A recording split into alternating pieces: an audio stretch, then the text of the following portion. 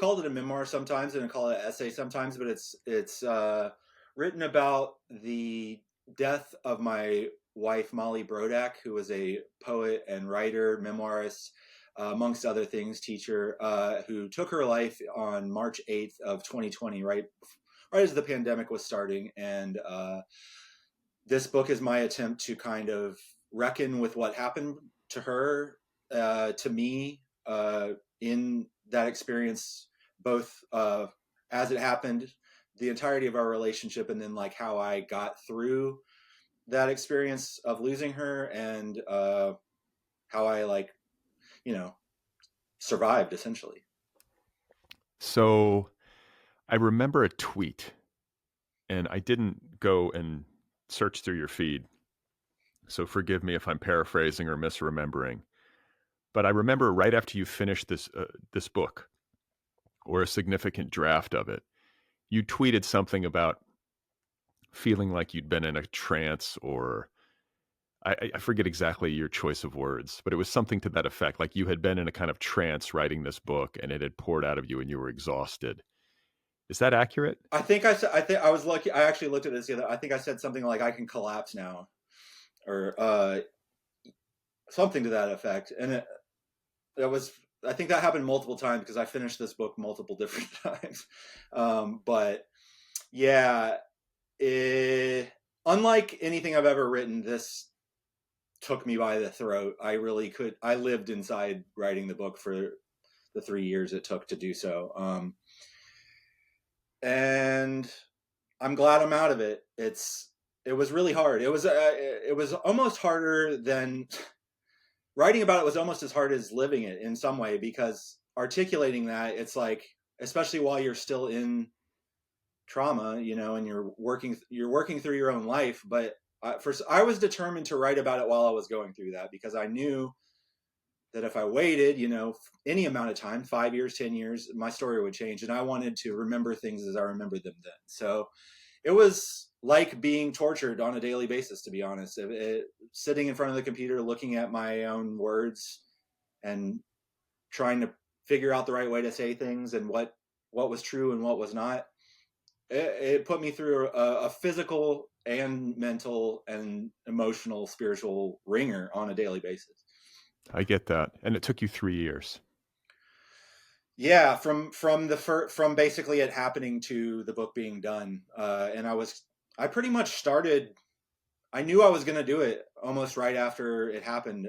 I remember being like, I think that was the idea that I could write about it, was one of the ways that I had something to keep going for, you know. I was like, I'm going to write a book about what happened to me. And like having that as a future goal, even though it's amorphous and like almost professional alongside the existential things I was going through, it did give me a reason, you know. It's like, I don't know how to tell this story, and I knew others didn't either, because Molly was so secretive and didn't have a lot of friends or social people that she was really like close with. So I really felt like I was the only one who knew her, and the only one who could tell her story even to the degree that I'm capable of doing.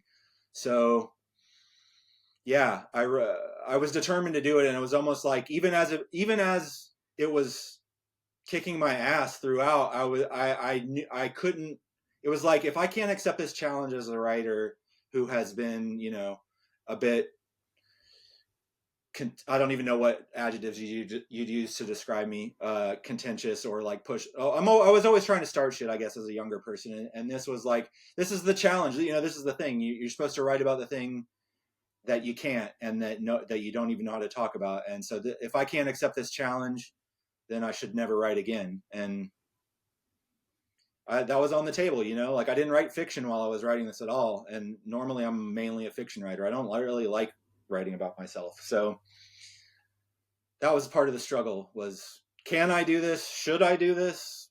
Is there a place for it? When I get done, will I want to delete it? Will I want no one to ever see it again? Or can I make it into something that would serve those of us who are still here in some way? I have the impression, and it's just an impression, having read about Molly in your pages, but not having known her personally, that she wouldn't have minded you writing this book in light of the nature of her exit, and in light of her love of books and literature and the relationship that you guys had, both personally and as artists. Is that the same feeling you have? Definitely, on multiple levels. I mean, first of all, Molly was a writing teacher and world lit English, variant, all those variations of things you can teach in English. She'd been a teacher her whole life, and I mean, she wrote a memoir of her own life in which she grew up the daughter of a bank robber. Her father robbed a bunch of banks one summer, I think 11, and then went to jail, got back out, and did it again. And that really, that's the surface story of her dad. But I think her childhood and basically her entire life was covered up with this kind of, I don't know. She describes it in a video of talking about it as she felt like a creature more than a child, like she was trapped in the situation she was in. And she didn't want to have to tell, she also didn't want to have to tell that story. She didn't want to have to spill the beans on her dad, her mom, all the other parts of her family that were like troubled and troubled her and passed that trouble on to her. When I first met her, she had never written memoir like that. She wrote poetry, and it was only after she heard that me tell her, your story is worth telling, that she realized that was true. And I think it really changed something about, I don't know what it is about her, but I sat in workshops with her where the main thing she wanted people who wanted to write memoir to know was that your story belongs to you and no one can take that away from you, and no one has the right to tell you not to do what you want to do. And so I know that of her as an artist, and I also, she even said it to me directly, essentially in lots of different ways. She would say she was going to write about what it was like to live with me, and said it in a way where I was like, man, I know I'm kind of like a wild person, not necessarily wild, but like, man, I'd be really interested to see what she would say about what I'm like, because it's so hard to see yourself, So, yeah, I think on an artistic level and on a personal level that the Molly I know not only it wouldn't mind it, but actually even wanted it. I think she wanted her story to be known. I think she wanted more connection than she was capable of creating for herself. And so, yeah, it's still a treacherous terrain because she's not here to say that. And I am her husband, or was her husband. And I wanted to protect her from the parts of her that exposed herself too much to others. So, but I wasn't protecting myself. So I don't know. It's like a weird terrain, but I do kind of believe at the end of the day that I wouldn't have done it if I felt I was violating her in some way that that's one of the great things about having an artist as your spouse or partner, and that they do kind of understand that that's what art is made. Art is made out of life. And like, I think people that aren't artists, like Molly's grandmother was like, why are you publishing this book? Like, you're dragging all these family secrets out that no one's ever told these. And she struggled with that. And I've been struggling with feeling that this is my right to do what I am. But so far, all the feedback I've gotten has only reinforced my feeling that like, that's the case. And, it's my, I think part of that too is like, I wrote this to honor her, not to like dredge out the dark, to tell things that would hurt her further. I want the pain to end. Well, and I think that to do a book like this, which is multifaceted, it's not just a remembrance of Molly. It's also in some ways an unpacking of your relationship, and there are revelations in the book that you stumble into in the aftermath of her death, and maybe even in the writing of the book, where you're learning things about her that you had never known while she was alive. So there's a lot happening here, and I don't think it's possible, if you're going to make the choice to write a book about such an event and such a person, to do so while withholding. You sort of have to go all in, and I feel like this book does that. I don't feel like any punches are pulled, and I don't know if you can honor the complexity of somebody like Molly while holding anything back. And I think she would get that, right? I mean, you kind of have to just go for it. When Molly believed in art. Molly believed in the power of the process of making art. And we came together over a shared concern that too much of literature doesn't go there, like too much of literature is to make a product or to tell a story that others want to hear.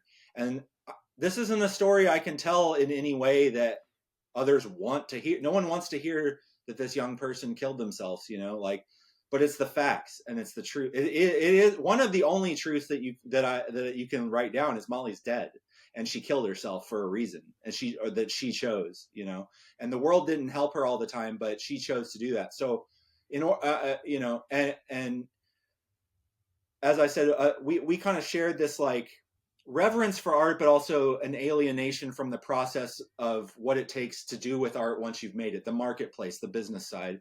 She hated it even more than me. I can put it on a different hat and be like, I'm going to email the crap out of everybody until I get what I want.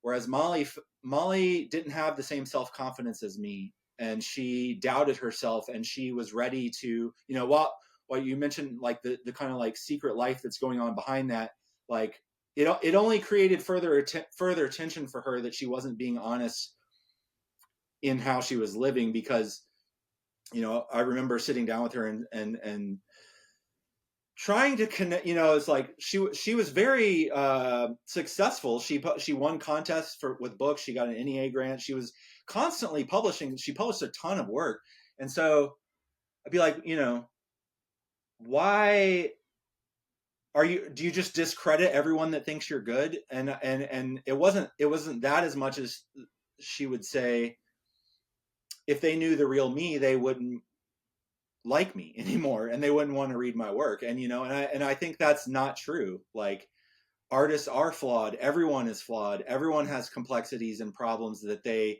face and don't face. And so I don't know. For her, it was this like wound she walked around with, and for me and for those outside, there's just no way to get at who she was without cracking that open, and like really looking at the difference. And like, it only goes so far. All I have is relics. I have her journals, which she was journaling throughout her entire life. So there's a big wealth of information, but they all have different voices and they all have different intents and moods. So even then, it's not really telling the story as it happened, but it is telling what we have. And so, yeah, I guess that's a long-winded way of getting back to saying that, like, this story is impossible. So you have to be willing to look wherever you can to get any amount of,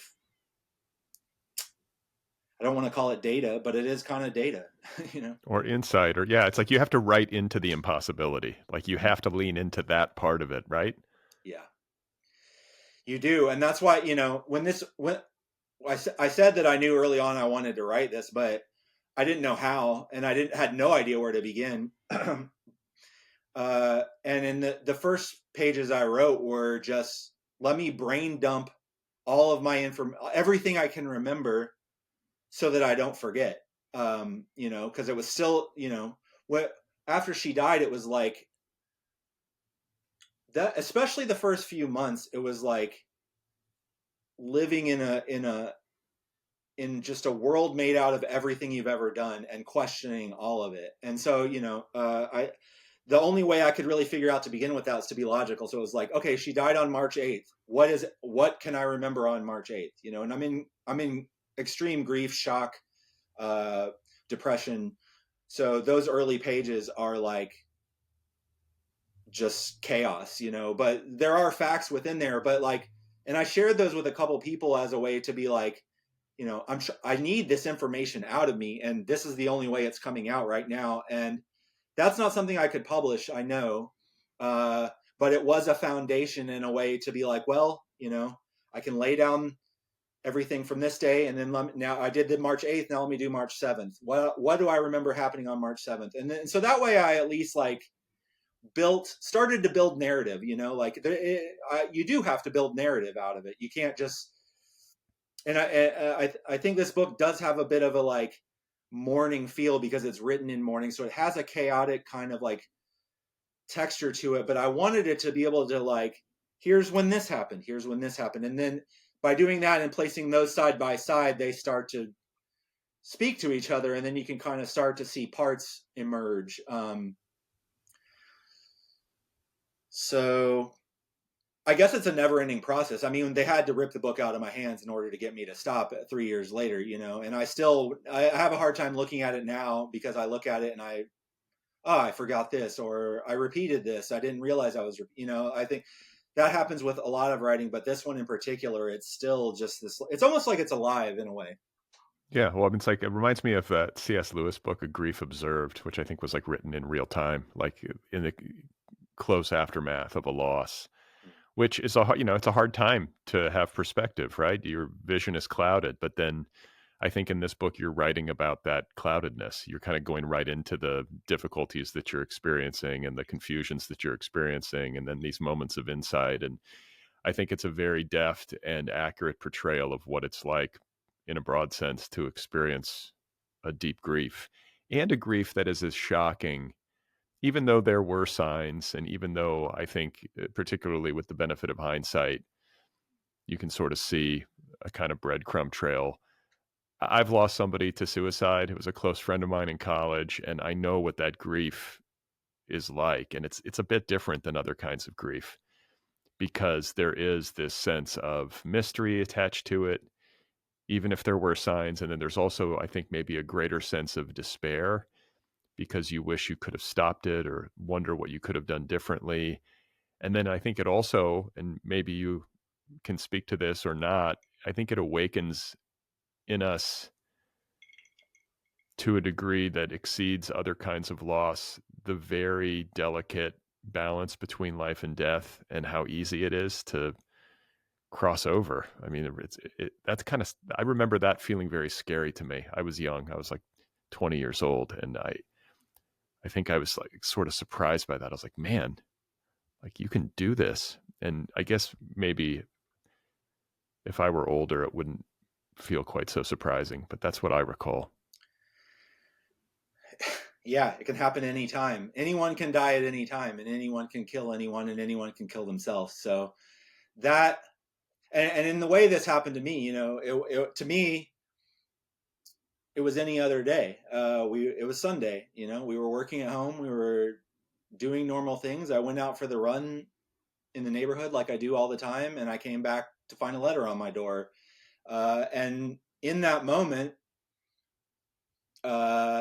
it's like your brain shifts from one state to another, because as soon as I realized what had happened, well, all of these like weird resonances and hints and subtext that I couldn't have.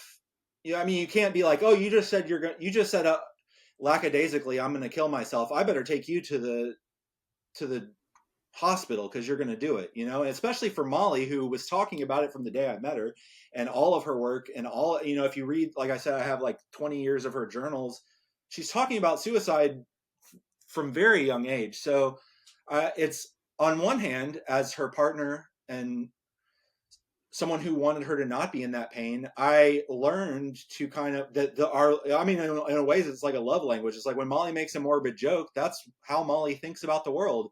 And I related to that a lot, but I think her extremity, like where other people would make a morbid joke and have it be a almost relief, you know, I think like talking about suicide for me was a way of not suiciding, you know. It's like if I get really mad at myself and say I'm going to kill myself, that's almost like practicing, and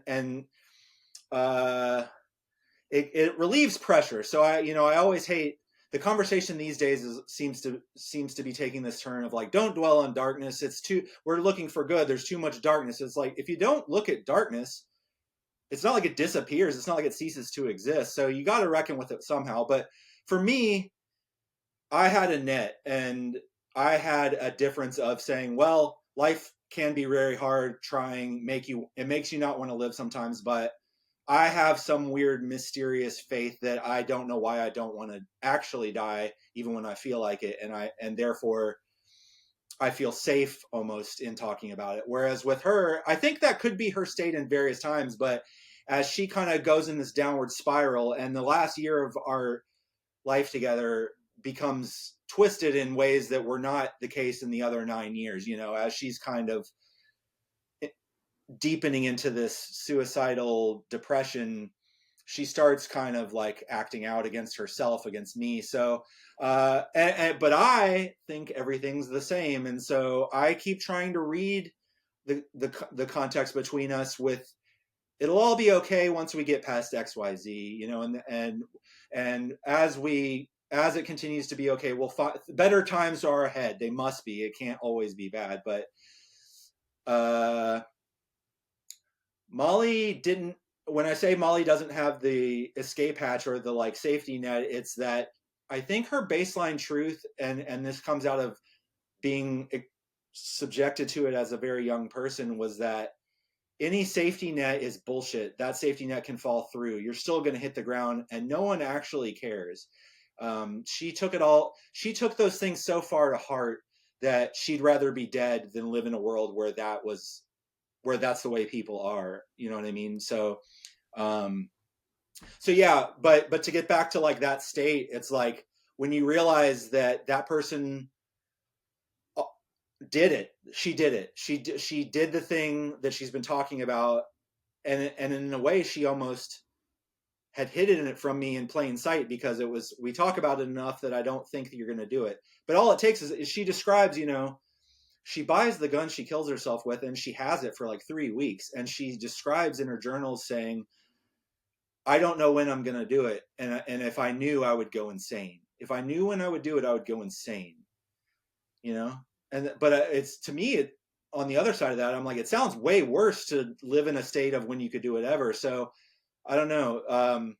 There's something about playing with the end point, playing with the possibility of death, and then all it takes, is one terrible day where something pushes you off that edge. And she describes it that way. She's like, all it's going to take is one day I'm going to walk off and do it, and it will be easy. Well, I mean, and once she puts this note, her suicide note, and attaches it to, I believe, the door to, for you to find, and sets off. And there is like a bleak finality to that. I guess you could always change your mind, but then by that point, you've probably returned from your run and have found the note, and she would be confronted. So I don't know, reading that part of it was very painful. Obviously, that was a horrible moment in your life where you're trying to find her. She tells you where she's going, and you publish in the book the note, I believe, in its entirety.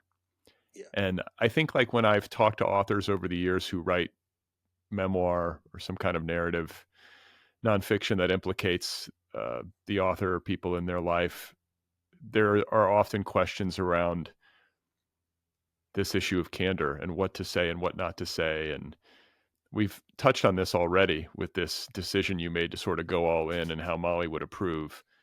I think the one place where I was like, wow, that's a place where I'm imagining Blake probably gave it some real thought, is whether or not to share that note.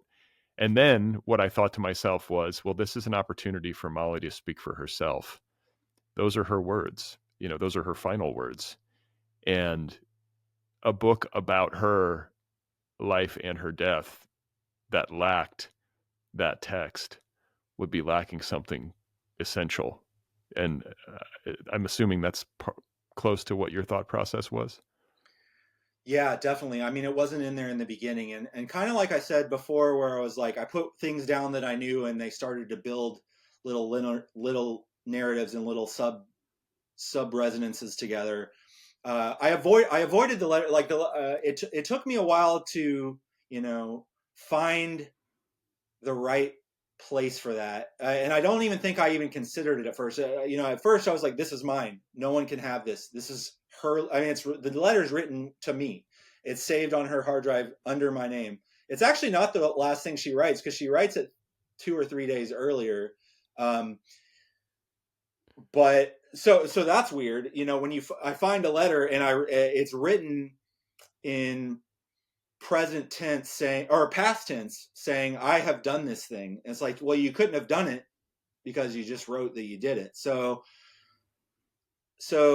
what happened is, you know, and this is one thing about it, over the way you change over a book. It went from day one, you know, when I'm forced to hand the letter over to the police because it's evidence, I'm like, if I don't get this back, I will be dead, because it's the only way I can ever hear from her again and try to make any sense out of it. 2 years later, I realized this letter is kind of not really that honest. It's kind of full of some of the same affect and cover story that she used all throughout our relationship to keep me away from getting too close. You know, she was afraid of letting people get, because she's not being honest. It's like the closer you get to the real her, the more she bucks you off, you know. And so, but I didn't realize that. But when finally, eventually, you know, and as I read more, as I read her journals, as I read the like, and I think this, what I just said about the letter, the journals are also a bit of a performance, you know, like that's true for a lot of times we go to journals to want to vent or to like talk shit or whatever. Her journals don't include the whole story of lots of days. She leaves out stuff that I'm only able to find through email or, email really. She got rid of a lot of or, you know, finding things where I'm like, this object tells me something, or here's a receipt where she flew somewhere and I didn't know about that. So what's that? So it's almost like it's like I felt like a detective who's like got a gun to his head while he's doing it, you know. But yeah, so finally I realized, you know, I'm the one speaking here, and I'm telling the story not of Molly's life, but our relationship and my life. How can I get her any amount of space to, and me, you know, presenting that suicide letter tells you something about her, but it also tells you something about what I had to figure out in order to get past the kind of facade she had built there. And it's also not to say that it's completely a lie or an untrue document. There's some truth to it, and there's some a bit of, you know, I wish I could be more specific with her language, but there's just like at some it's point. like a. I'm just gonna. I apologize for interrupting, but I feel like maybe a phrase that might work is that there are untruths in the letter via elision. It's like what is unsaid is the issue. I think what she said in large part is heartfelt and true, but there's a ton she didn't say. Yeah, exactly. Yeah, right, exactly. Like, so for instance, her statement, one of her statements in there is like, I don't love humans and I don't want to be one. And I used to think it was noble to live so that I can be an educator, but I also realize I don't think that's true anymore. And you know what? That's where it slips off. It's like I I don't think she loved humanity. I think she found humanity malignant and destructive. However, there were people she loved and there were people she got things out of. So like, uh, it's true and not true. Like philosophically, I hate people in on a daily basis. There are people that you know, there's humanity in people. I think that's what art kind of represents for her, is like art is the best thing that humans do. And so if I can judge people on their art, then that's one other thing. However, she doesn't say there, well, I hate teaching because I also have been doing all this messed up stuff in the background and kind of ruining my career, semi on purpose and semi because I can't help but lash out at what I see as people repressing me, which that opens the story into, yeah, you know, like she was teaching at a small a small technical school in Georgia that then got bought out by the larger school, Kennesaw, which was kind of trying to become a Division I school and get a football team. It was like a lot of universities are converting into, they're for profit, you know. So when she went from a private school where she really felt that she was making a difference in her students' lives, to having a new boss who had never taught before, had never even worked as an administrator before, had no idea how to run a department, and was a complete Trumpian kind of figure. Rained hell on that department. Many people left that department, and I know that's true. I watched that daily struggle. However, there's other things she's doing that no teacher would defend, and so it's like yes, and that's true, and it's also not true. So that's kind of another way to show that why it's so hard to tell this story, because like some of it only goes truly for so far until you hit a certain wall, which you don't have enough evidence to really get. You know what I mean? So it's like, how do you say what? I don't know. Everything's a continuum, I guess, in that way. Well, and when you speak about the things that she was doing as a teacher that no teacher would defend, she was having some affairs with students of hers, or at least inappropriate relationships that were beyond the line of what would be considered acceptable. Yeah, she was. Which you only found out after she died. I found out months after she died. The only way I found that was I started reading her email inbox, and because I wanted to know everything that happened, and so, oh, here's a thread with 70 emails in it. Who is she talking to? Oh, this is her student. She's been in a conversation with this person in a completely inappropriate, almost friend-like way for years. And some of those students she didn't even end up having a sexual relationship with. It's a really complex area, but like the way she has rapport with these people almost feels to me like the child that never had friends. She's talking to them about anime. She's talking to them about video games. Part of that is to get into their wheelhouse. Another part of it is it's a private relationship where they're both sharing things they don't tell other people. So it's almost it's very bizarre. I mean, it's like a shocking thing to read. And yeah, that was when my kind of like exploration of the dark side of her hit a wall, because it was like, yeah, she had an affair with someone. People have affairs, but Molly, the teacher, was this kind of like sacred part of her to me. Is like she respected the education and the work of teaching, and she was a great teacher. And most of her students she did not have relationships with. It's I don't know the exact number, but it's a small number that were in her email anyway. So I don't know. That's another thing. It's like, great teacher, great artist. However, very questionable way, and like some of the students don't even get what, they don't get that their teacher is kind of talking to them in this way. They express being grateful for her spending extra time with them on things, but I don't think that and some of them come out and say like, aren't you married?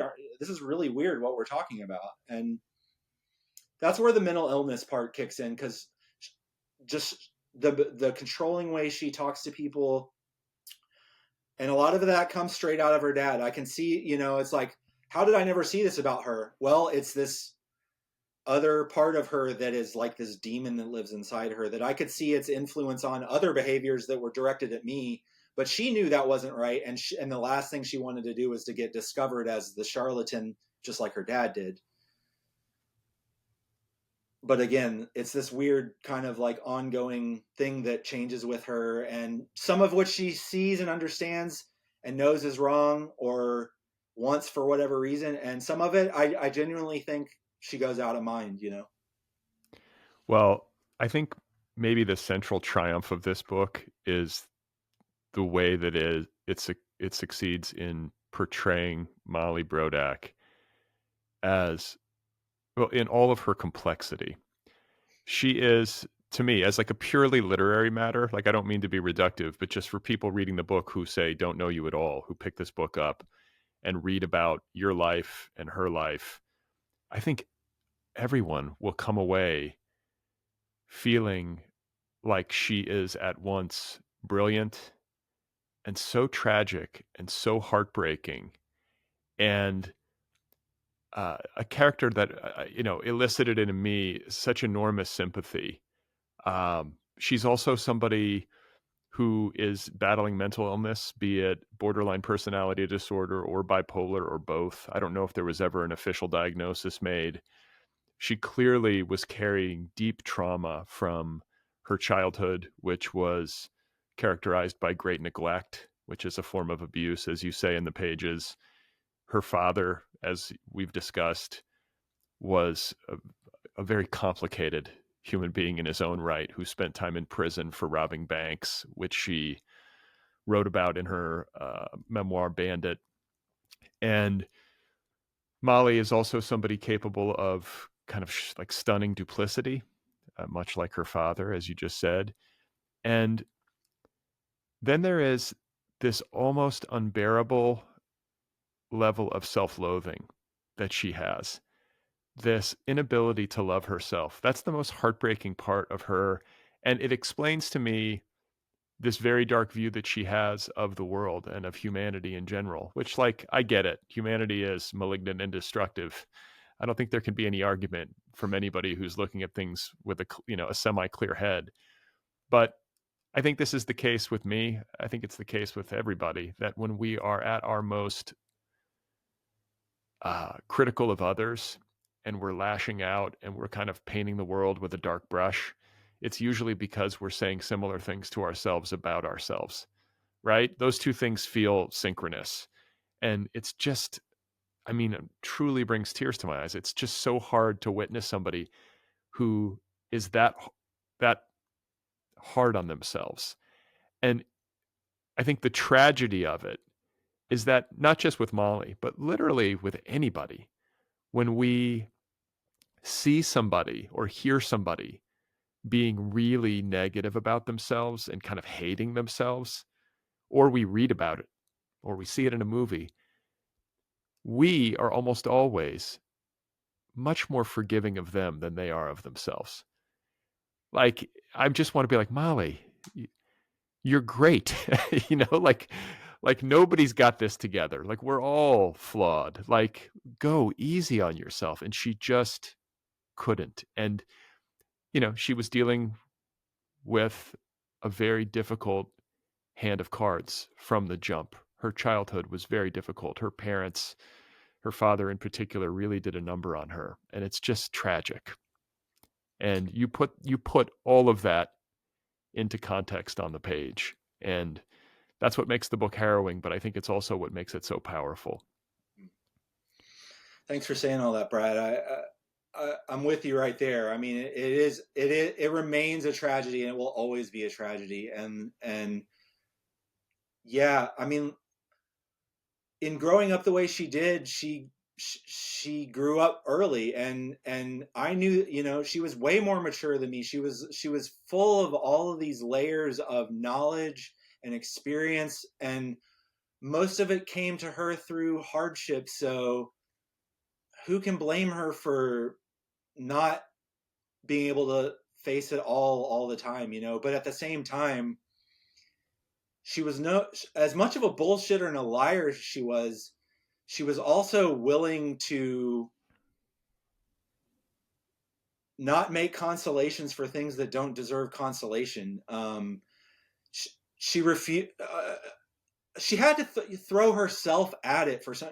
I don't know. For some reason, I'm thinking of the example of where she, when Trump has his election during all this time. Wow, it's like reducing my brain to fragments to be able to speak about this stuff. But she's like, why hasn't anyone killed this person? I would do it. I want to do it. And so like, and she wasn't kind of kidding. I think a lot of people would say that we don't like this person, but in knowing that she too was flawed, knowing that she too had done, never had a honest relationship in her life, she would say, never loved anyone with honor, she said in her journals. She still believed in honor. She's just thought she wasn't part of it, and there's something in Jungian there of you lash out at things that tell you something about yourself that you don't want to hear, and so which is another bizarre twist of this whole thing, is that she grows up, her mom is a social worker and a therapist, and she'd been in therapy her whole life, and she got me to go to therapy. She's saying like she saw me at the same time she's doing her stuff. I was struggling with all kinds of things, she's like, you're going to die if you don't go to therapy. You need help. And I believe, and so now to look back and say, the person that got me to therapy wasn't using therapy in an honest way. She didn't go to therapy and spill her guts on all this stuff that was going on with her. She didn't even write it in her journals. The one place she reckoned with any of the really messed up stuff she did, or the real heaviness of her own experience, is in poetry. And that, I'd read her poetry, and as a person who has written a lot of very messed up, batshit stuff myself, I looked at it as like, this is an artist, and just because you write something doesn't mean that's you. And in fact, there's, I don't know, that's a complex thing, but like, so she's in some way telling us all exactly what she thinks and exactly what she's going to do and exactly how messed up she is right there in her poetry. But this world doesn't always take the time to figure out poetry. And she's also a very careful, cryptic, her poetry seems cryptic, but it's actually, the more I've read it and the more I've learned about what was actually going on in her life, I'm like, she's being more honest than we realize, but she's also smarter than a lot of people. I don't know. It's my relationship with her work continues to grow in that way, because I'm like, I was actually reading a poem of hers on not too long ago at a like time when I was really looking for more answers, and I was reading this poem that had always felt like this kind of like, well, a cipher. Her last book's called A Cipher, and that's like a coded material that you give.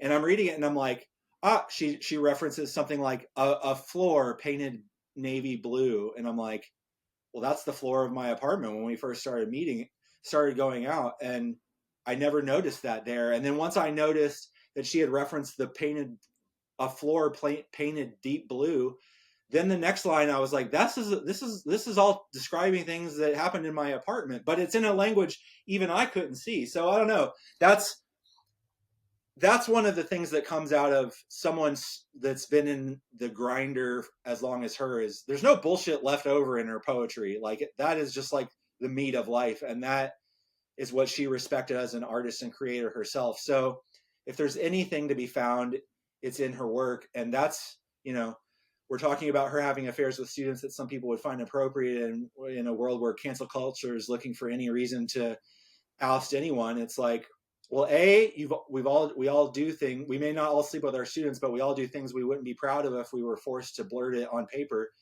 And Molly spent her whole life in that minefield, so she may not have done it in a way where someone could put handcuffs on her or kick her out of the club, but she feared that, and she held that close.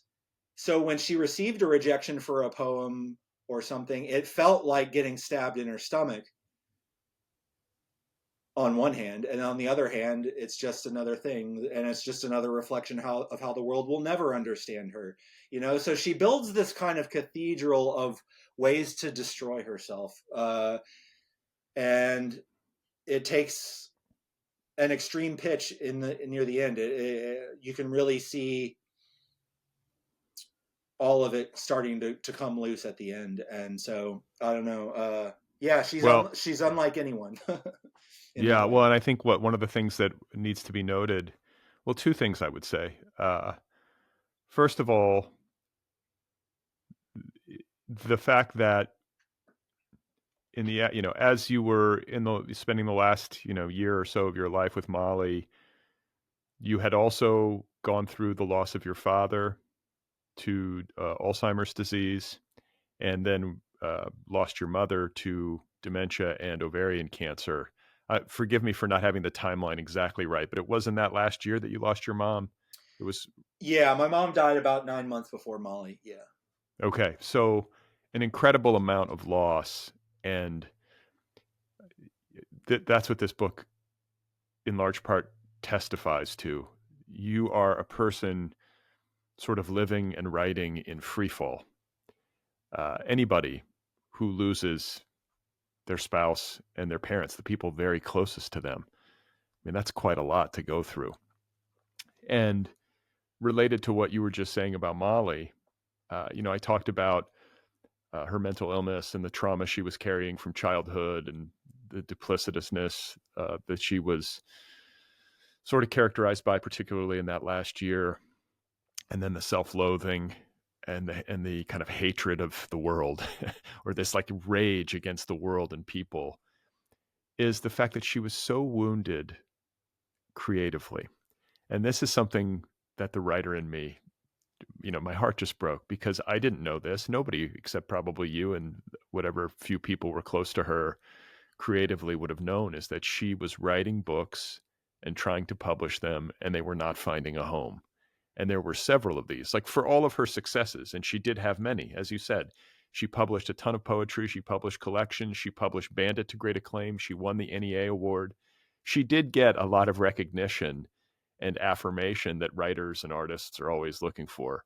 She got some of that stuff, but she also had many failures, as I think all writers and artists do, at least at some point. Maybe it's just in the early phase, but most of us go through this our whole careers to some extent.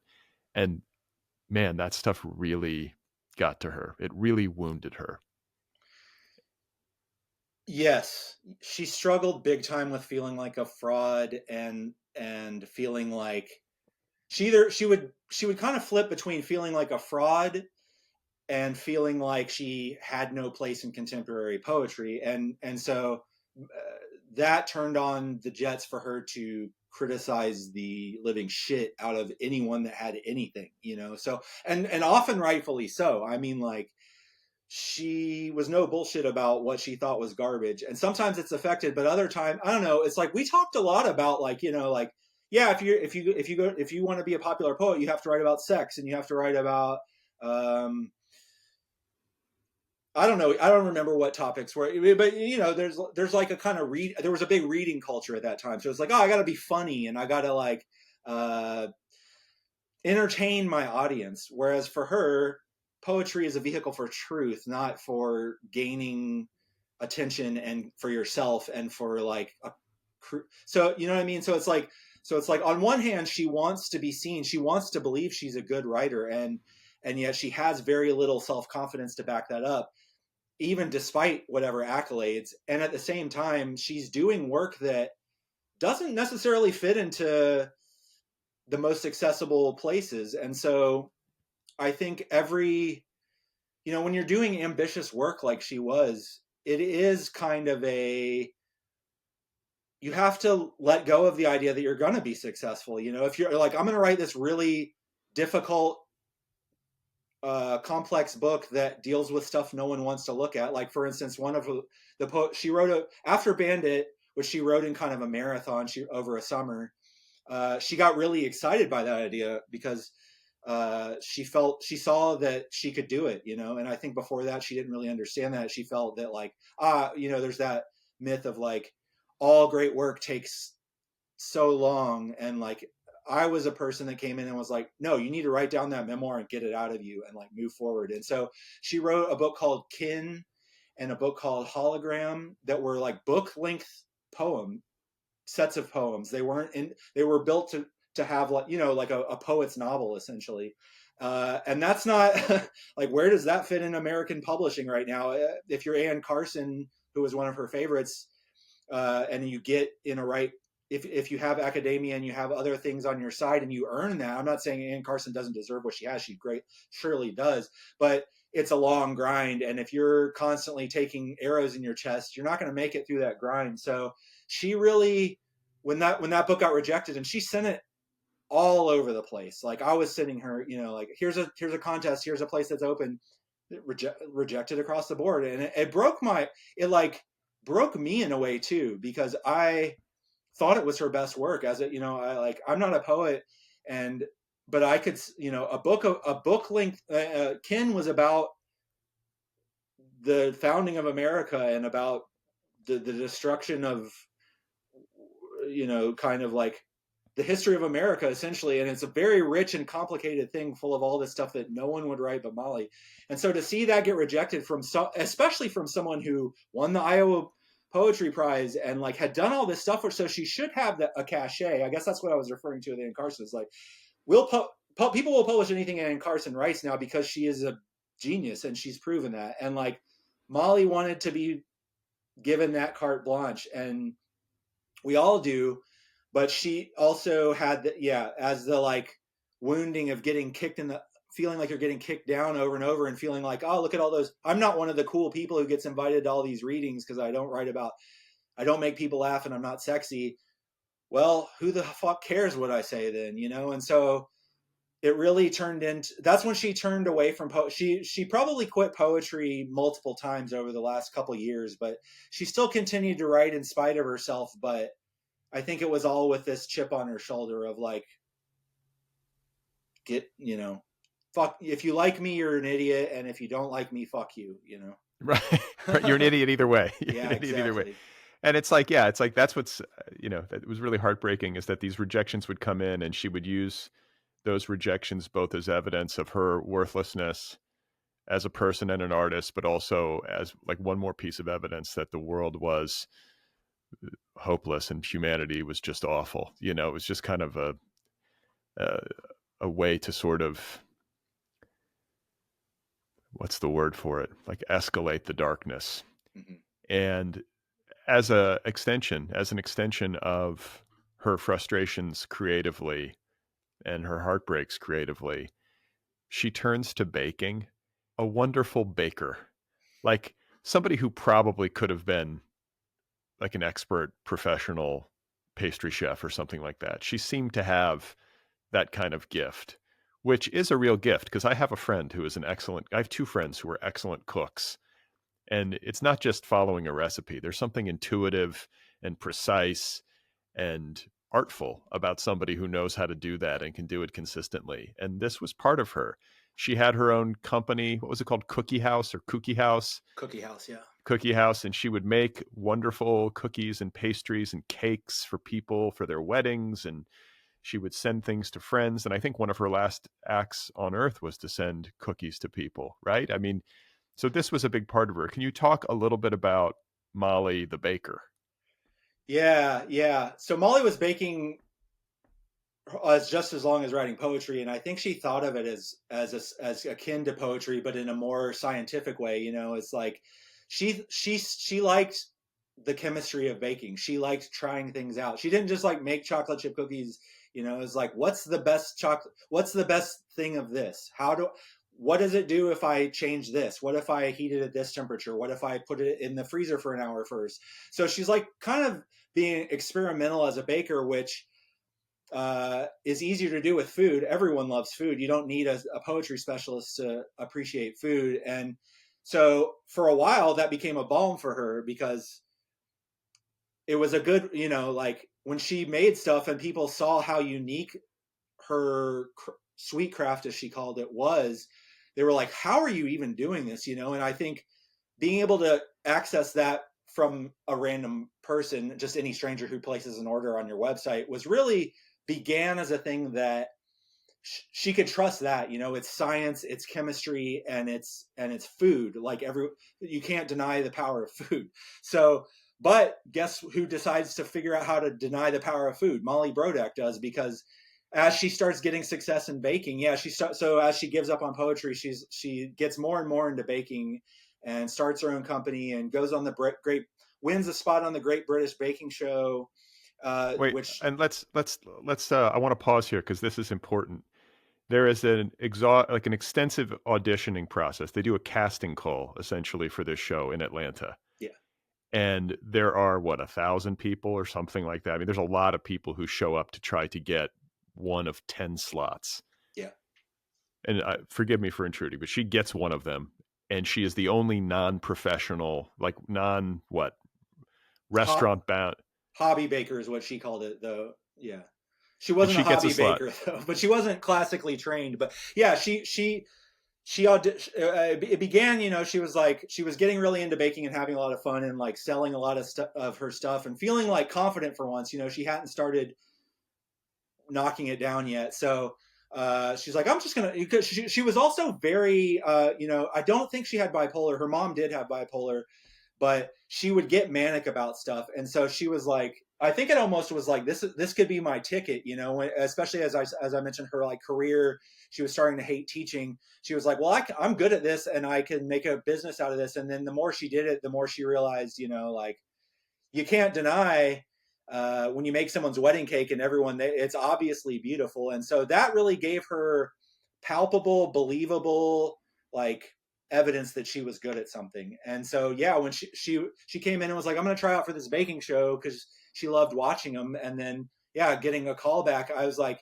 those were some of the days where I was like, I saw the light in her face. I saw her like, I am good at something. I can do it. And even though she's kind of like belittling herself by saying, "Oh, I'm just a hobby baker. They're never gonna." In some ways, that's like protecting herself, but on the other hand, it's also true. Like there were people there who had gone to culinary school or baking school and had their own kitchens or whatever. And Molly's straight up in our tiny kitchen that with the oven that you can't even rely on the temperature all the time, and like there's hardly enough counter space to do all this stuff. She's on the damn floor doing it, and she's just determined. So she proves herself to herself that she can do it, and she loves work and she loves a challenge. So it's like I think it was really gratifying for her. But then yeah, that was one of the things that became part of the downward spiral. Is she gets on this show, she over a field of thousands where she gets picked, and they're like she had never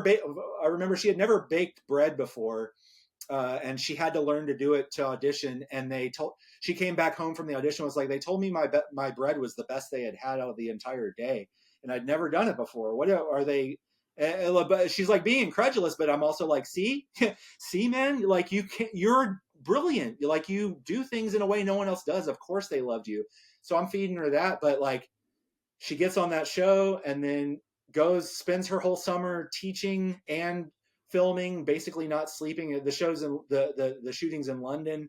She like sacrifices all this stuff to go do it, and then the first episode airs, and then one of the judges gets accused of sexual misconduct, and they take it off the air. So she's like, the lesson to her there was, well, it doesn't matter if I'm good at anything because someone else is gonna.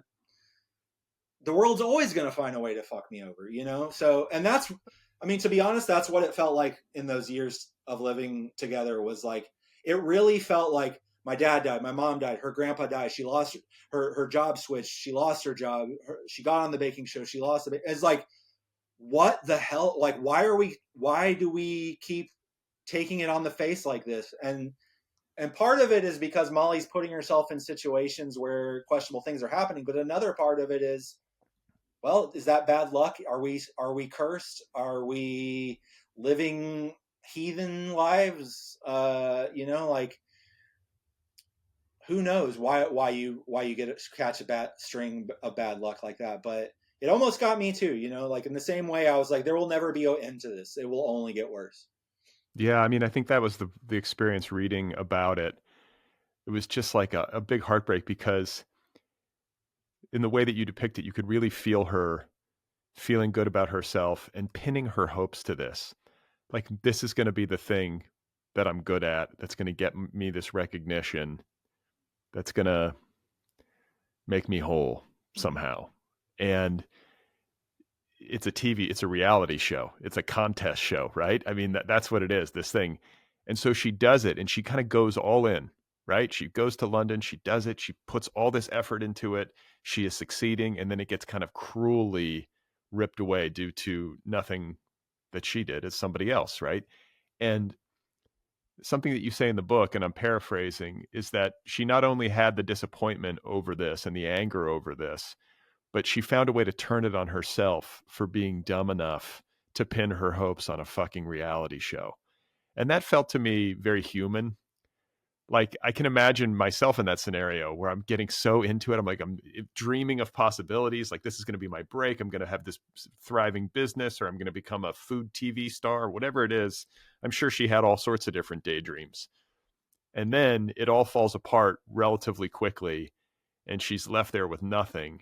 And she's just like, you dumbass, you should have never, ever hoped. And that's heartbreaking. I hate that, you know, I wish so much that she could have gotten that break and it just would have worked out, or at least that the season would have ran. I mean, that alone, you know. it killed me so much, man. It was just like, watching her go through all this stuff, watching her torture herself and also be tortured is like, I'm not a praying person or religious person, but I literally like, I was like, please God, give this person a break, like one time, please. Anyway, and yeah, it really, I remember her being like, I can't believe, like, I'm so dumb for falling for this. And, it took a year in therapy before she was even like, yeah, I have the right to be upset about this. I think her like worldview made her think like, oh, you just became an idiot for a while and you thought you could be something you're not, and it's like, well, you are that. For some reason, I'm thinking now of like the night, because the first show did air, and I ordered her flowers for the launch of the show, and the someone knocks on the door. I hadn't told her I had done it, and they're like, the flower delivery person is like, is Blake Butler home? We have flowers for Blake Butler. And she took that as she I came to the door and I was like, oh, those are for her or whatever. And she's like, yeah, they're delivering flowers for Blake. These aren't for me. It's like, like on one hand, it's screwed up that the show got canceled and that you were a victim of someone else's poor behavior. But the way you read the world and the way you've taught yourself to read the world is like, why couldn't you have laughed and said, oh, these flowers are for you, Blake? It's like when you get in a depression, there's no logic like what I'm saying right now. It's just like, yes, the world showed up with flowers for my husband. There's no coming back. I'm never going to turn around and say, ah, ha, ha, and like, that's what depression does to a person. And that's what mental illness does to a person. And so like, while there is personal responsibility for one's behavior, there's also, you can't control how you're what you feel, and you shouldn't control how you feel. You should be able to like, and this is why therapy becomes important for me, is that you don't have to reckon with how you feel only in the theater of your mind. Others can help you see yourself, and you have to trust people in order to do that. And if you are lying to everyone around you, then who the hell are you going to trust? So it's a participatory. It's a participatory. God, it's a participatory environment. There are factors that are bad. There are ways you're interpreting things that are bad, and then there's just like your own attitude and your own bad habits and your like things that were once survival skills that now are a noose around your neck. And like, I don't know, the fact that she can't be honest and the fact that she doesn't really want to sometimes, it does kind of create, I think the tragedy comes in what you're saying. It's like we can all see her kind of like walking off into this thing, and you're like, no, it's not really like that. Come back. And well, you can't stop her from the final decision. Yeah, I mean, it's like, yeah, people who are in like a serious clinical depression see everything through that lens. And she was so certain about the darkness and so uncertain about the light, right? I mean, it was like any kind of dark take on humanity and herself was gospel. And she mistrusted the times when she might look at things through a sunnier like lens or disposition. And that's depression, right? I mean, that's it. And I want to go back to this issue of all of the loss that you had been experiencing that you recount in this book. It would be a lot for anybody. I mean, this is a harrowing set of human experiences that you have been through and have written about. But I want to tie that to the spiritual nature of this book, which has been noted in some of the reviews. And it's interesting because I don't think either you or Molly were particularly like religious or traditionally spiritual in any way, but there is this element to the book. Agreed? I mean, you do touch upon some of this stuff, and I think you are, particularly in the aftermath of her suicide, sort of like reaching and feeling some of this stuff. And there are even descriptions of what I would characterize as like quasi-supernatural experiences that you're having, where you're in touch with some kind of spiritual presence or demon, or, I mean, you can speak to it better than I can, but it's got that aspect to it, no? It does. I mean, I did I did go to church as a child. I was confirmed in the Methodist church, and yet I never really felt that that was my place. I didn't really go to church and feel like, wow, I'm really like discovering this, like whatever we look for in religion, this like this other side of the world that we can't see, but that we find purpose in. I've always felt spiritual, and I think my writing to me is spiritual in that I'm seeking something more complex than just going to Sunday school, you know. But I have a lot of disdain for the negative side of religious practice on the world, and like I think that comes back to like, you know, like Molly loves nature almost more than anything, and yet here we are on an earth where, you know, she just watch nature shows and cry about like the thing I love is being killed and I'm part of it because I live on the earth. And you know, you can't have no reason to live or you're gonna die. And for me, losing her and already having felt in my own life that I didn't know what spirituality meant to me or where God was, or like feeling like I had unanswered prayers, having my mom ripped out of my hands, and just feeling like, wow, if there is a God, he must hate me because it just like, why does it always get dealt like this? But part of that was me lashing back out of it, and part of it was just the reality of what happens in life. So I don't know, getting forced up against and we that was this topic was sore for us because Molly was a devout atheist, like all the way. In fact, like I by atheist I mean like I think she believed that there were if there were other forces, they weren't anything she wanted anything to do with. It's like if this is the life you gave me, you can take that life and blow off, and I'd rather be in hell than what you have to offer. And for me, I don't think that I think that way. I think, wow, like, yeah, humanity's flawed, but we don't really know much about anything. So why would I, you know, if human history's proven anything, and I say this in the book, is in some way is like, we know we are always wrong. We always find out that it wasn't the way we thought it was. And a lot of my disdain for religion is from people thinking that they know more than anybody else and that they are special because they chose to believe this one thing that no one, you know, like that every religion thinks every other religion is wrong. And it's like, well, if this is the way it is, that there's only one way of thinking of spirituality, then like the odds are you're not going to find it. And so yeah, I feel like a spiritual person, and yet an anti-religious person. I think religion is more harm than good most of the time, and that, you know, I came from a family where like my mom's side of the family are good Christian people. They go to church because they believe it. They genuinely try to help others because they want to. And like I have no, if that's what religion does for you in your life, more power to you, man, you know. But if your religion is used to judge and to hurt others, your religion can take a hike. And I think Molly thought all religions were that, and all things that had anything to do with humans in them were that. And that's where the truth of the statement, I'd rather not be a human, I'd rather remove myself, is true. Like, and part of me can't blame her, especially back then. It was like, yeah, like this is the way this is. Like, I'm not happy just like eking out a life and making the best of it and taking it on the face all the time. But coming out now, you know, I had to make a decision. It's like, if I want to keep living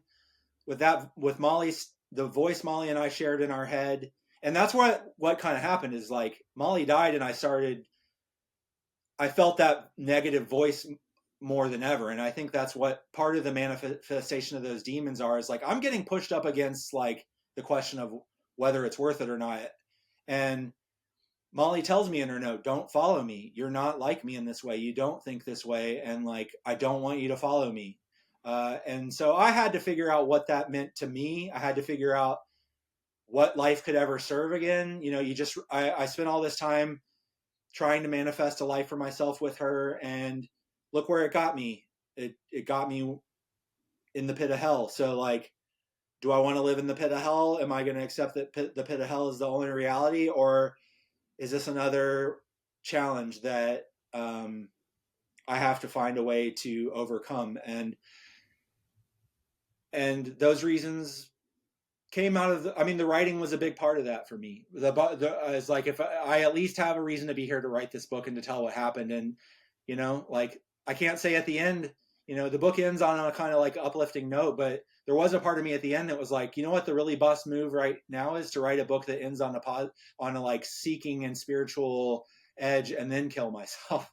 I wanted to like really, because part of it's vindictive, like I think she does what she kills herself the way she does because she wants to finally, you're like, oh, you didn't want to hear it in my poetry, you wouldn't listen to me, I'm going to make you feel what I felt in just this only way I can, which is to shoot myself.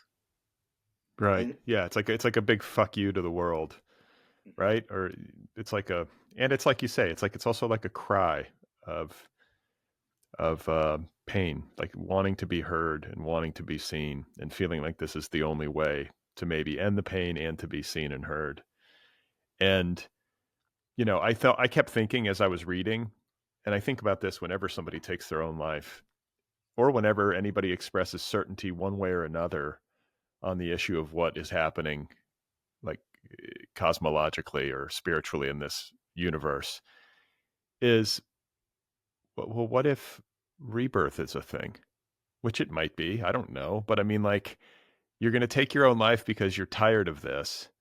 What if you're going to be reborn in 30 days or whatever? And like, what will the ending of your own life, what will that bring to bear on your next incarnation or whatever? And then, or what if there's another dimension? And what if it, who knows?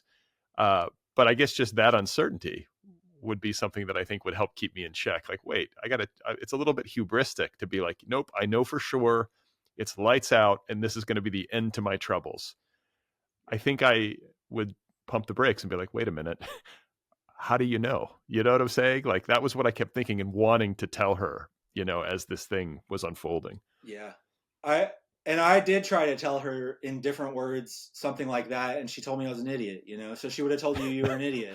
But and on the other hand, she writes about God. She even says she writes about spiritual things a lot. Nature is spiritual for her. Art is spiritual for her. Like in my definition of what spirituality is, maybe not. She would probably say, "Don't use that word about my thing." Though also, she's Kierkegaard becomes an important voice in me in this book at times, and she loved Kierkegaard. I found her like almost privately reading about Kierkegaard. So I think like on one hand, killing yourself is taking yourself out of the world, but on the other hand, it's opening the door. It's like, okay, if sure, Brad, if I'm going to get reborn, well, let me just go ahead and do that now, because like this life I'm stuck in sucks, and she did think that it's a cold, dark universe afterward, but she's going to find out. So she's the kind of person that's like, you'd rather wait around because you don't want to sacrifice the life you have here and your family and the things that do give you meaning. And I don't want to do that either. Like even having I lost all of that. I lost my dad, my mom. My writing career wasn't going the way I wanted. I was alienating myself from all sorts of things very similarly to her.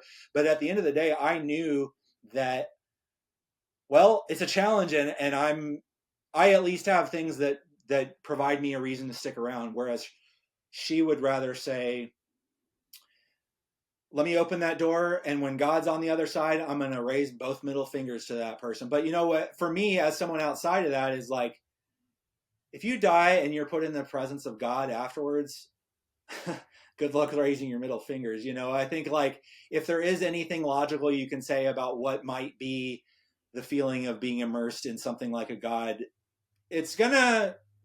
all your human experience is negligible in the face of that. So if there is a God and there is some kind of thing beyond this that can change or welcome us into it, like Molly's the scientific thinker and the brave. She's brave enough to be the one that sticks her head into that box and finds out. Like she's a very brave, strong person, while at the same time having the fatal flaw of hating herself so much that she'll subject the cruelty the power she's capable of in a negative way onto herself.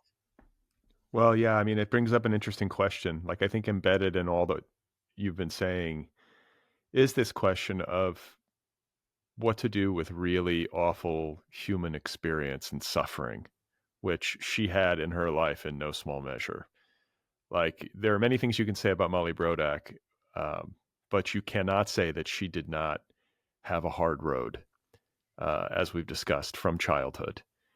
And to have had this experience of life, not only in terms of the events of her life, but also in terms of the psychological impact that those events had upon her, and maybe also some inherent psychological wiring, because some of mental illness is hereditary. You know, her father, seems like the apple didn't fall too far from the tree, that there was some link. You know, how could there not be, whether it was genetic or just like psychic? You know, to be a little girl and to have your dad betray you like that and to be absent from your life like that, it did a number on her, and it would do a number on anybody.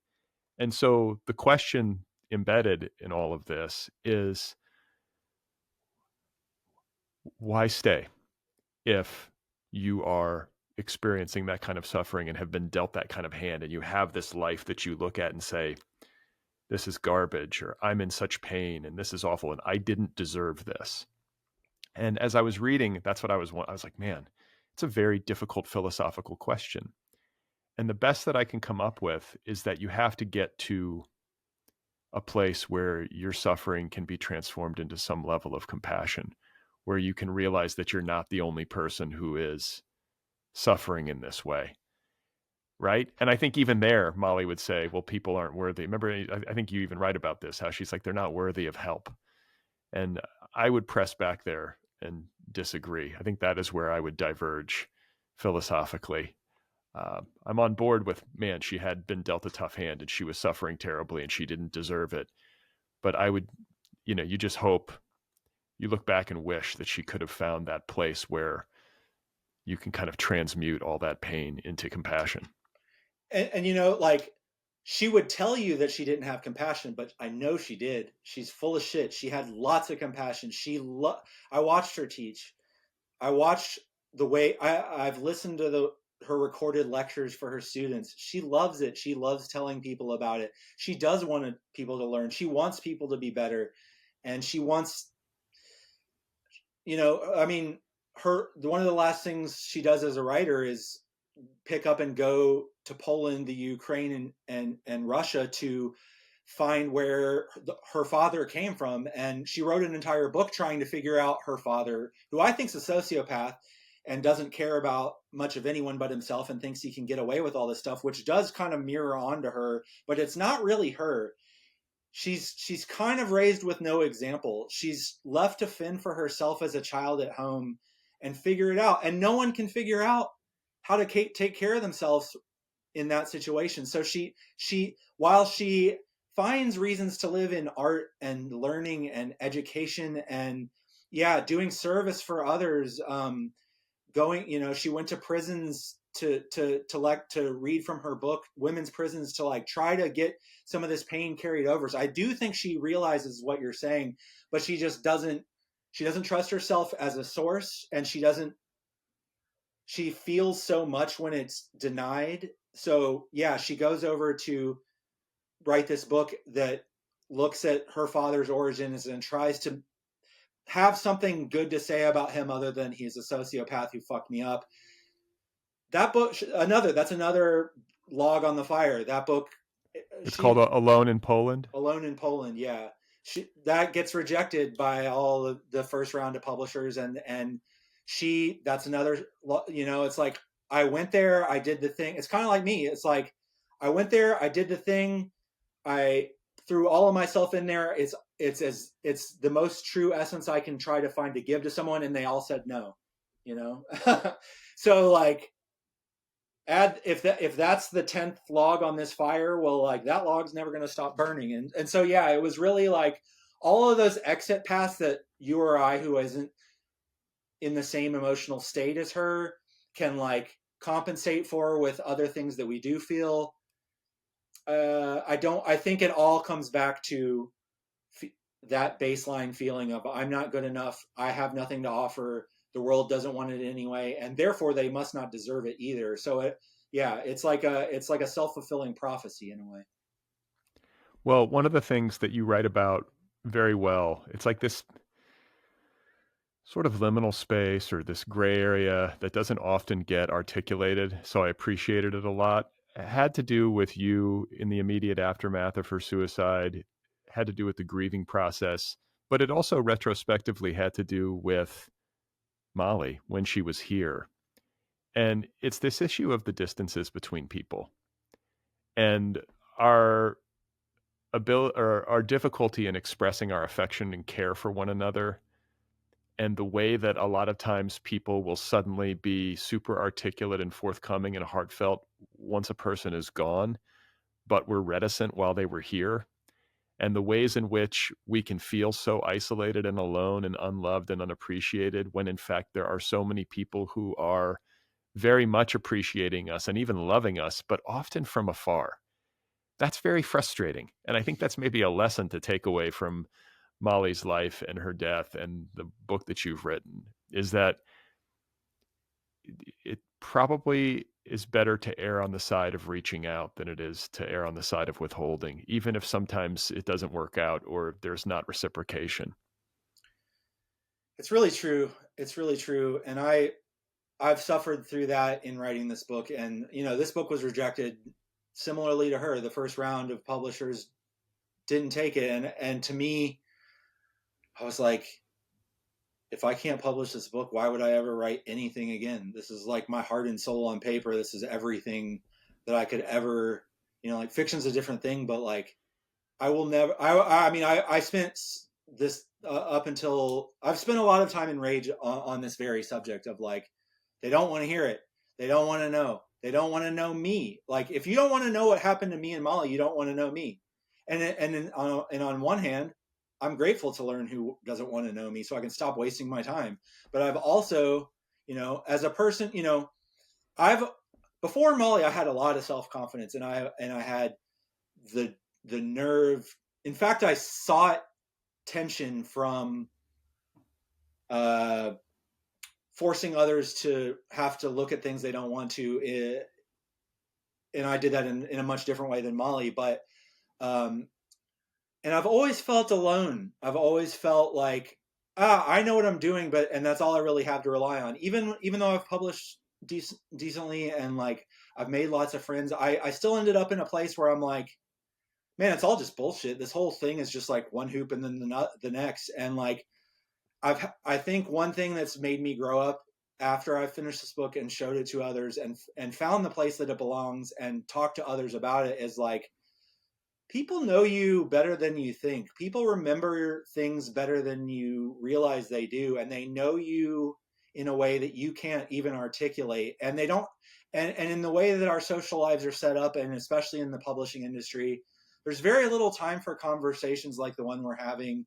And that's demoralizing. And you need some other kind of support, whether it be therapy or whether it be writing about something that does get people, like, I think that's why I don't think a lot of people write books that pander to the market because they're dumb and incapable of other creations. I just think they're like, that gives them a ballast to say like, well, if I can tell this in a way that someone else will understand and do so with care, then that's my opportunity. And they trust the system. Molly trusts no system, trusts nothing from the beginning. And why the hell would she? I don't blame her for not trusting anyone. I don't blame, so I've had to come around to being like, oh, like, yeah, I haven't heard from that person in 4 years. But also one of the great things about being a writer and having writer friends is like, you don't have to see them all the time in order to know them. Another, Giancarlo Di Trapano, who is a friend of mine who died, and I remember talking to him. He moved to Rome in the last couple of years of his life, and I didn't really see him in person as much. And I spoke to him for the first time in a while on the phone, and I was like, "Man, it's been way too long since I've seen you." And he's like, "Man, to me, it feels like yesterday." And I'm like, yeah, you know why? Because you know me and you love me, and I feel the same. Like, and when you get in a room with people that you have a rapport with, who, like, one of the great things about writing is the people that read your writing know something about you that the friends that you have that don't just will never get. And so I've had a lot of, and it's only just begun. I think this book has kind of been a bridge for me, and in a way, I see it as a gift that Molly and I can share of, oh, what I have done with my life isn't meaningless. Other people did see it. It may not have been in ways that we can mark on a chalkboard or even in book sales, but I'm feeling it, and I feel it in all kinds of weird ways, and in a way that's spiritual, and in a way that gives meaning to the process, whether I feel anyone understands my writing or not, my fictive writing. It's like, well, I set out to write something hard and difficult to process, and I want to get mad that they didn't get it. It's like, if you're writing for perpetuity and you're writing for the long game, then like, who really cares? Just like, take care of yourself, seek the people that believe in you, and manifest a world where you can go wherever you want without feeling like you have to pay the price of your own life. Well, and I think that like this book in particular, because it is different than the fiction you've written. It's a different process entirely to kind of lay yourself bare in the way that you have, and to write something with this much personal, human, spiritual urgency. I have a special affection for these kinds of projects because I've undertaken one. So I'm always like, oh, I know what that's like, you know, and I feel like a sense of like respect for you for having seen this through. I know how hard it can be to write this way. And just as a general reading issue, I will at times, though I don't like to make hard, fast rules about creative stuff, but I will at times say with like this feeling of authority, like I only want to read books that have this level of urgency and transparency in them, where someone is really reaching across the void and like talking to me and telling me the truth.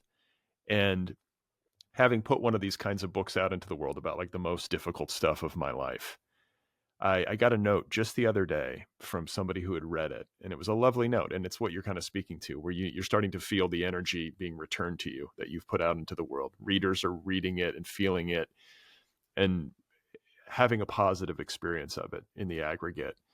And this guy, I'm blanking on his name, writes to me and he's like, yeah, you know, I read your book, and he's like, it reminded me of this thing Bruce Springsteen once said about like, I think it was Darkness at the Edge of Town, where he's like, I'm not sure if it's good, but I know that it's honest. And like, I was like, I'm stealing that. Like, that was my experience of having tried to do this kind of writing.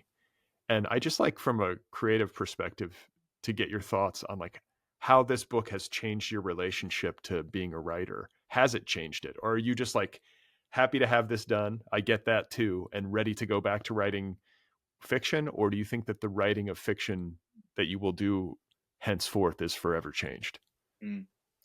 I like that question. I like what you said about, I don't know what it is, but I don't know what it is, but I know that it's true. Is that what you said? He's like, I don't know if it's good, but I know it's honest. Yeah. I mean, that's worth a shitload, right? So like, a lot of, I think during a lot of this phase of going through all this stuff with her, I found myself turning away from reading. I just got on a big, like I read a ton of Holocaust literature during the worst time of my life. And the only reason was because I couldn't bear the bullshit from other things. And it's like, no one writes a Holocaust memoir unless they have something to say. And they're about living, and they're about surviving. And that was one of the points Molly made about why she wrote Bandit,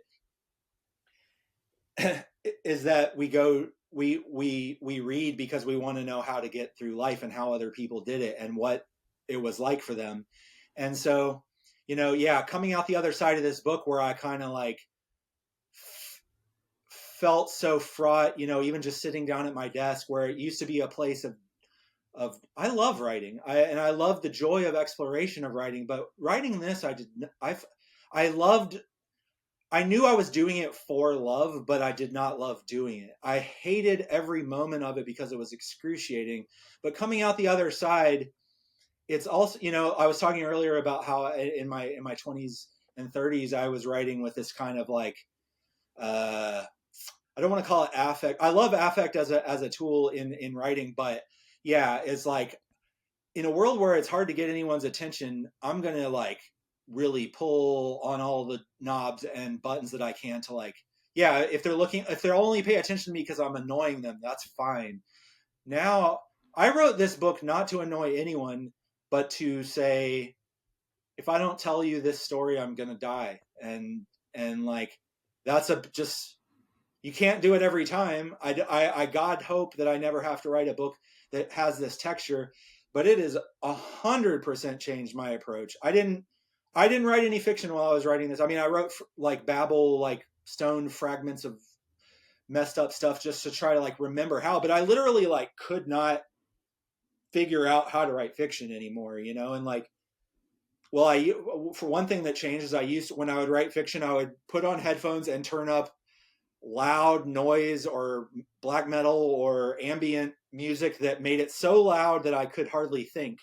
And now I'm like, I think it was because I wanted to hurt myself or like simulate hurting myself so that I could get into that headspace. And I could not do that while writing this book. I like need dead silence, and that changed the way I processed. It's like this, like I said earlier, I think this book kind of has a chaos, a bit of a chaotic tone to its prose, in part because I was going through chaos emotionally, but also I liked writing from out of chaos. And now I don't want to write from out of chaos anymore. I'm writing a lot slower now. I'm writing in silence, and I'm picking my words so I don't have to go back and revise it 1,000 times. So that really, this book is almost like a tombstone on the first half of my writing career. And I have begun writing fiction again, and I am more excited about it than I almost feel like all my other books were learning how to write to get to be able to write this and to get out of where I was. And thank God, because like, I could churn out Beckett, surrealism, language, body horror, novella, whatever for the rest of my life. I could churn that shit out of my sleep. And I probably still will, but like, as an artist, I'm ready to grow. And like, I hear, you know, I was telling you about how I heard Molly's voice in my head, and a lot of it was like this. I called it the black dot in therapy, is like this voice that wants me to think that there's nothing good in life.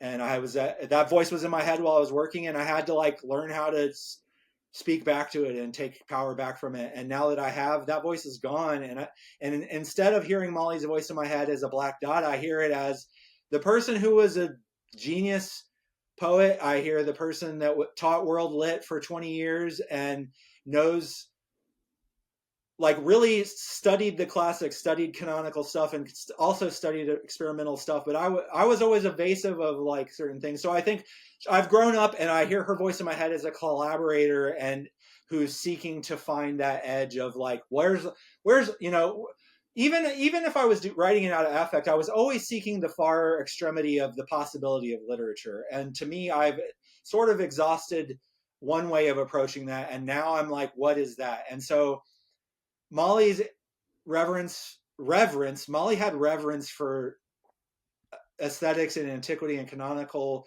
thought and the process of being a part of that as a creator. And so like, now it's less of a assault of pushing back and saying fuck you to everybody, and it's more like, let me like honestly and genuinely figure out where this has been leading, you know. So I guess that's a lot. I'm still figuring it out, but I am really grateful to suddenly have a new life in my writing that feels not just me and not just this like morass that the world is, but a brink of the unknown. And that's really the key to me. Well, I feel like, I mean, as somebody who's read not all, but much of your work, I feel like in this book and what you're talking about here has as much to do with you as a writer in relationship to his own writing as it does to you as a writer in relationship to his readers or his imagined reader. And maybe there is in this book, because you are writing from such a deep place of personal anguish and questioning and intimacy, like there's just more of a connectivity to the reader and a concern for the reader in some way. I guess, and I could say the same about myself. You know, I just feel like at a certain point it's about communication, and it's like, well, I've got how much time left? Who knows how? You know, we could all die any day. What do I really need to say?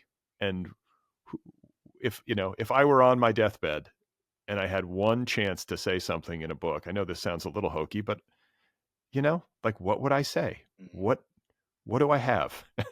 And so I kind of feel like that's what that's the vibe of this book, and that's what I think it does for a reader. And, before we part company, I do want to ask you about Molly's work in particular, like, first of all, the stuff that's in print and where people can read it, because I'm imagining a lot of listeners will be curious. But also, I'm wondering about stuff that might be published posthumously, and if there has been any effort made to try to get, say, like Alone in Poland published, or are there operations underway that might help that work see the light of day? Yeah, really good question. It's been a really interesting path for me to become the executor of Molly's estate in that way, and to go through it and find out what's there. She has so much poetry that's left unpublished, and I've always wanted to do a collected or a selected. I haven't. My first goal was to get through this book of my own and find out why I even wanted to do that. But now, yeah, Alone in Poland was going to be published with Gian, who I mentioned earlier, was going to be relaunching Tyrant Books on a new press. That was what he was working on when he died, and it would have been like 2 months before he died that we kind of agreed that we were going to do that. And so when Gian died, it took me a while before I even realized that, but I was like, this feels like another kick in the pants. It's like, So wait, this was after Gian died after Molly. I'm trying to place it in time. Yeah, he was 2020. Almost a year later. Yeah. Almost a year later. So yeah, he had been around, and he was building this new press that he was going to do all this stuff with. And so, yeah, it was probably a few months. It was like a long time. Well, I had actually sent it to him while she was still alive, because she had just gotten all his rejections and she was in this black mode. And I was like, hey, if you're not like, give me that, like, let me see what I can do with it. And I sent it to Gian, and it took him a while to read it. But when he did, he said he wanted to do it. But yeah, so that got pulled out. I still have hope that, like, this book can be a vehicle for that. I do think Alone in Poland could be a very interesting thing to have. We haven't really gotten to that it's on the map. But yeah, and a selected poetry, like I said, she has a little of the middle of the night is her first collection. She has a collection called the Cipher that was accepted for publication before she died, but came out after her death. And then Bandit, and some chapbooks. So there's a lot that's not published, and it's something that I really hope can happen, because I think that there's still a lot there, and there's a lot to learn from Molly as a model, not only as an artist and a thinker, because even in the short life she did have, she produced a whole hell of a lot of work. And I hope that the what my book does is help bring some sense of understanding to what the shape of a career is that's not the prototypical one, So well, yeah, I think what I would say in closing is that if this book, this book does many things, but I think the central thing that it does, which makes it so moving, is that it makes Molly seen in all of her complexity, all of her flaws, all of her virtues, all of her like incredible gifts, all of her self-sabotage, all of the heartbreak, all of it. In life, I think she was frustrated by an inability to be seen, as we've discussed. And I feel like this is it's a difficult tribute, because you don't, like we've said, you don't shy away from tough stuff and the darker aspects of it. But that's part of her. And anything less than that would not be Molly being seen. And I have to believe she would be deeply moved and appreciative, even if she didn't love everything that she read on the page, right? But to finally be seen. So it's a very loving act, and it's a beautiful book. And I'm so sorry, you've been through a lot, and I imagine people at home are like, I hope Blake is doing all right. We should say that, some years have passed since Molly's death. You've written this book, obviously. I'm not suggesting that you're out of the woods in terms of your grief. I think this is maybe a path we never get off of, right? We change with time with it, but you, have since found love and have remarried, and there's good stuff happening in your life. And I know a little bit about that. So I'm happy that that's happening. And you're doing okay otherwise? I mean, all things considered. I mean, yeah, I did find love, and I found love pretty fast afterwards, actually, in a weird way. But like, if I had, I don't know, I'm not sure how much I want to get into it, but I can say that like, if I hadn't found love, I don't know that I would have. I know I wouldn't have written this book. I might have written a much angrier book. I have found that there are people who believe me, and that can understand me, and be real with me, and accept me. You know, I think in the early on, I was like, who would want to marry a 40-something widow whose wife killed themselves? And like, that's not really been the reaction I've gotten from people. People do understand, and they do see Molly and her complexity. And I'm grateful for you saying that you saw that, because that's really all I want to do. I think, you know, I keep thinking back about on Molly's note saying I think she wanted to be called out. I think part of the reason she was mad at people was like, why is no one catching me in my shit? Why is no one smarter than me? Why am I outfoxing everyone? I think she wanted to be caught, and she even says that in a number of ways. So like, I'm glad to do that. I'm glad that my life doesn't have to end with hers, and I'm glad that I don't have to live in the lie that she created for us. But I'm not regretful for having had our relationship, despite the great pain it's caused me, because finding real love, being forced to reckon with the parts of me that were flawed and work on them and be honest with them, has made me capable of the love that I have now and capable of the work I have now. So, I mean, I'm doing okay. It's still a struggle. It's a lot better now that this book's in the rear view and that I realize people are going to actually hear it and read it. Because when it was getting rejected, I was like, this could end really bad, you know? But like, I'm doing better than I have, and I see upside. And in some ways, like I kind of said, like, I feel like my path as an artist and as a person are both beginning instead of ending. So I'm grateful for that, and I'm grateful for people like you being willing to go there with me.